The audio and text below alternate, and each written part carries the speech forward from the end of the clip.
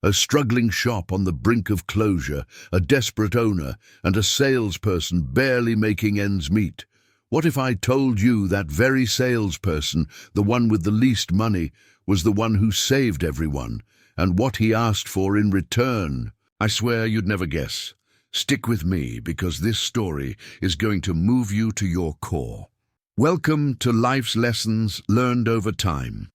Before we start, please like and subscribe so we can keep sharing stories that will touch your heart and make you think. Remember, the best lessons aren't found in books. They come from life itself. The poorest salesman in the store saves the owner from bankruptcy. And what he asked for as a reward will bring tears to your eyes. Not long ago, in a city that could be yours or mine, lived Don Ricardo.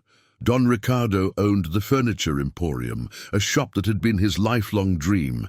For years, the Emporium was the place people went to find that perfect table, that cozy sofa, or the bed where they dreamed their sweetest dreams. But times had changed. Big chains, with their low prices and loud advertising, were suffocating. Small businesses like Don Ricardo's, worry had become a constant shadow on his face. Every morning, opening the shop, Don Ricardo felt a knot in his stomach. Sales were plummeting, employees were anxious, and debts piled up like mountains. His wife, Susie, tried to cheer him up, but even she was starting to face reality. The Emporium, the pillar of his life, was crumbling. In the midst of all that chaos, there was a young man named Luis. Luis was one of the salespeople. He wasn't the most experienced nor the best dressed. In fact, his clothes were often a bit worn, and his lunch was almost always a simple sandwich. He came from a humble family, and every penny he earned at the Emporium was crucial to help his mother and younger siblings. Luis was quiet, observant, and always willing to help. Though he rarely drew attention to himself, his colleagues sometimes looked at him with pity, thinking he didn't have many opportunities in life.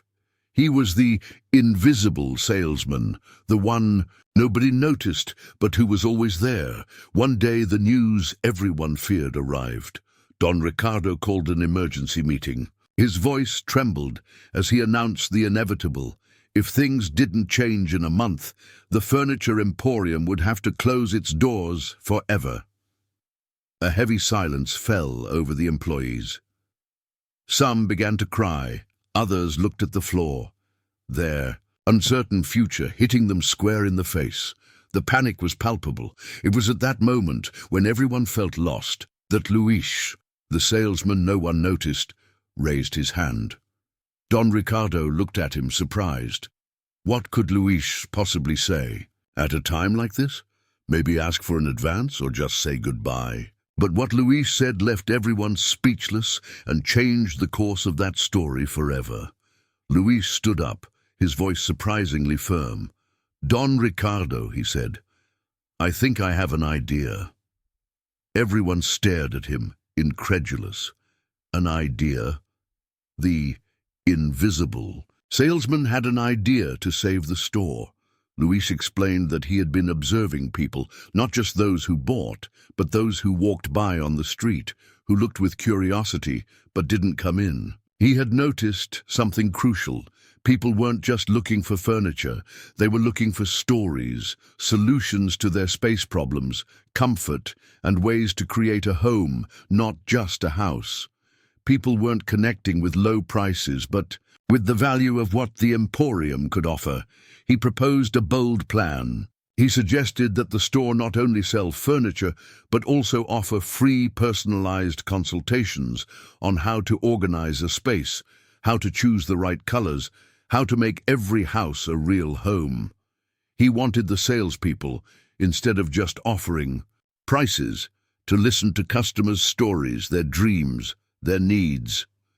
He asked that the store transform into a place where people felt understood and advised, not just a place to buy. At first, Don Ricardo hesitated.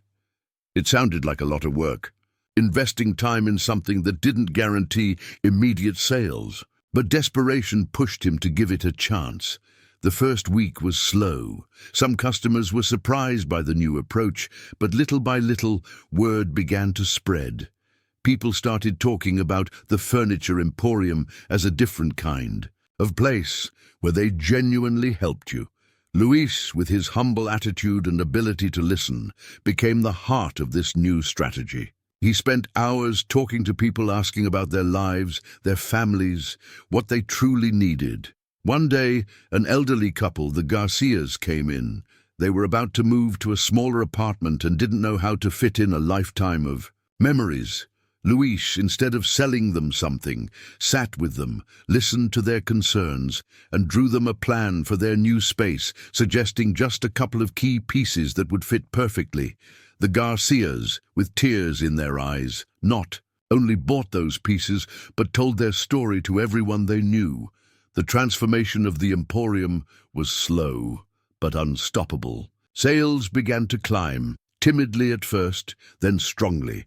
People no longer came looking for the cheapest furniture, but for the perfect solution for their home, the warmth of a human touch. The other salespeople, seeing Luis's success, began to adopt his approach. The store, which was about to close, revived. Don Ricardo couldn't believe it. He had gone from utter despair to a hope he never imagined. The smile returned to his face and Susie's. The crucial month came and went. The furniture emporium not only survived but thrived like never before. The story of the small shop that reinvented itself thanks to a humble salesman spread throughout the city. People came from other places just to see the place where you helped you create your home. One day, Don Ricardo called Luis into his office. Don Ricardo's gaze was full of gratitude and respect.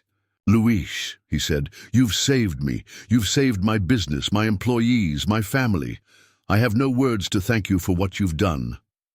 He offered Luis a promotion to manager, a considerable raise, and even proposed giving him a share of the store's profits. Luis's eyes lit up, not because of the money, but because of the recognition. But what Luis asked for in return, instead of everything Don Ricardo offered him, left Don Ricardo breathless, and everyone who heard the story with a lump in their throat. Subscribe and like if you're enjoying this story. It helps us keep telling stories like this. Luis, with his usual humility, smiled. "Don Ricardo," he said, "I deeply appreciate everything you're offering me. But what made me happiest was being able to help people, seeing their faces light up, with relief, with joy, knowing they had found what they were looking for. That's priceless. And I was also happy to help my colleagues, to see the store come back to life. I don't want a share of the store, nor the manager position." Don Ricardo looked at him confused. "Then what do you want, Luis? Ask me for anything, I'll give it. To you." And Luis, with a soft voice but full of conviction, stated his wish. A wish that no one, absolutely no one, would have expected. It wasn't something for himself. It wasn't money. It wasn't power. It was something Don Ricardo, with all his experience, would never have imagined anyone asking for in that moment of triumph. What Luis asked for was for the Furniture Emporium to create a special fund. A fund to help customers who, like the elderly couple or low-income families, truly needed furniture but couldn't afford it completely. He asked that the store continue to offer the free consultations that had saved them, and that if someone couldn't pay, they be offered a way to acquire what they needed, either with a discount or an affordable payment plan. He asked that the Emporium not forget the lesson learned, that they weren't just selling furniture, but building homes and helping people. He wanted the store to become a pillar for the community, not just a business. Don Ricardo felt a shiver. Luis's request wasn't just a request, it was a life lesson. It was the embodiment of true wealth, the kind not measured in banknotes, but in impact and compassion, and so it was.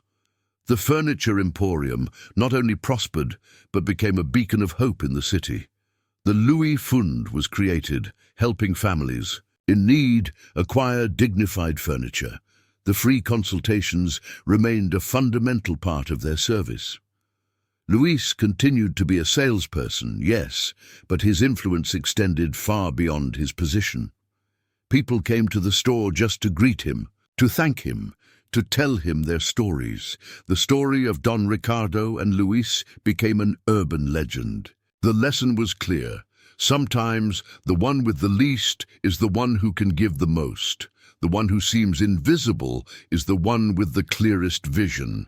And the true reward, the one that fills the soul, isn't money or power, but the opportunity to make a difference in the lives of others. Do you see? Sometimes when we think we've lost everything, when despair overwhelms us, the solution isn't in what we already know, but in the perspective of someone who sees the world differently, in humility, in empathy, in the genuine desire to help. This story teaches us that true success isn't just about accumulating riches, but about building bridges, lifting others up, and remembering that, at the end of the day, what truly matters is the legacy of kindness we leave in the world.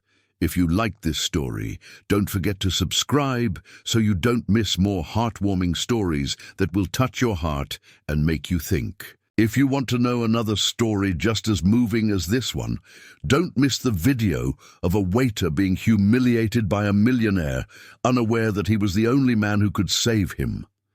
Thanks for listening. We'll see you in the next chapter.